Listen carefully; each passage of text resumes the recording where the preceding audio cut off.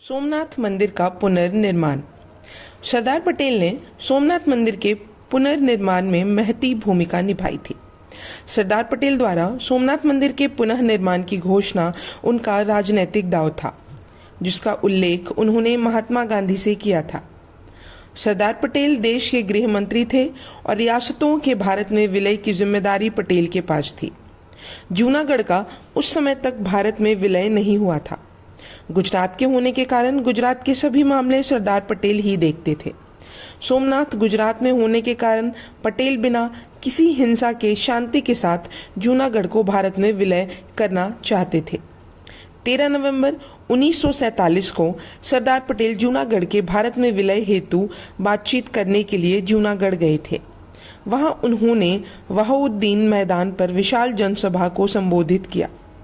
पटेल ने इसी भाषण में जूनागढ़ के भारत में विलय होने की जोरदार वकालत की और लोगों से भारतीय संघ में शामिल होने के लिए निवेदन किया। इसके बाद सरदार पटेल सोमनाथ मंदिर गए और वहां पर उन्होंने मंदिर की दुर्दशा देखकर मंदिर के पुनर्निर्माण का प्रस्ताव रखा और कहा कि भारतीय संघ में जूनागढ़ के विलय के बाद भव्य सोमनाथ मंदिर का निर्माण किया जाएगा। सरदार पटेल की इस घोषणा के साथ ही सवालदास गांधी, जो गांधी जी के भतीजे और जूनागढ़ की अंतरिम सरकार के प्रमुख थे, ने 50,000 रुपए सोमनाथ मंदिर के निर्माण के लिए दान दिए। सरदार पटेल द्वारा मंदिर जीर्णोद्धार की घोषणा और सामलदास गांधी द्वारा 50,000 रुपए दान दिए जाने पर महात्मा गांधी बेहद नाराज हुए।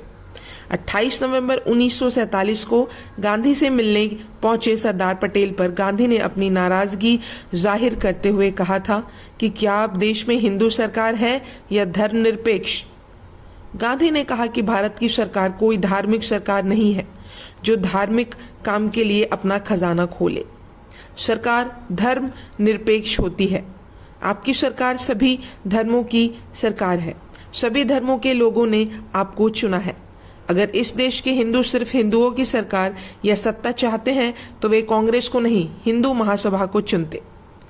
गांधी जी से ने अपनी सहमति जताते हुए सरदार पटेल ने कहा था कि वे मंदिर निर्माण के काम में सरकार के शामिल होने के पक्ष में नहीं है, लेकिन जूनागढ़ के भारत में विलय के लिए होने वाले मतदान के पहले वहां की हिंदू जनता को उसका गौरवशाली अतीत याद दिलाना और उसके लिए सोमनाथ मंदिर के पुनर्निर्माण की घोषणा करना वहां के हिंदू मतों को भारत में विलय हेतु आकर्षित करने के लिए जरूरी था।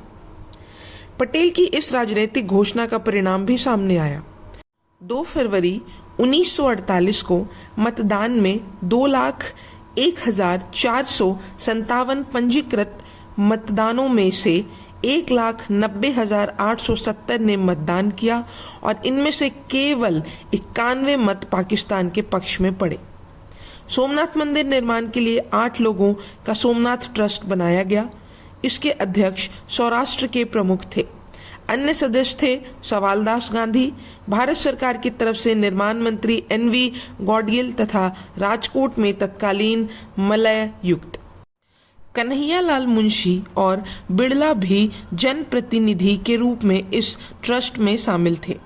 पटेल ने अपना नाम कहीं नहीं रखा और न ही मंदिर निर्माण के लिए भारत सरकार से आर्थिक सहायता को मंजूरी दी। 11 मई 1951 को सोमनाथ मंदिर से मूर्ति की पुनर्स्थापना व प्राण प्रतिष्ठा हुई। यह भाग यहीं समाप्त होता है। अब हम अगले भाग में जानेंगे गोवा और पटेल के बारे में। तब तक के लिए धन्यवाद।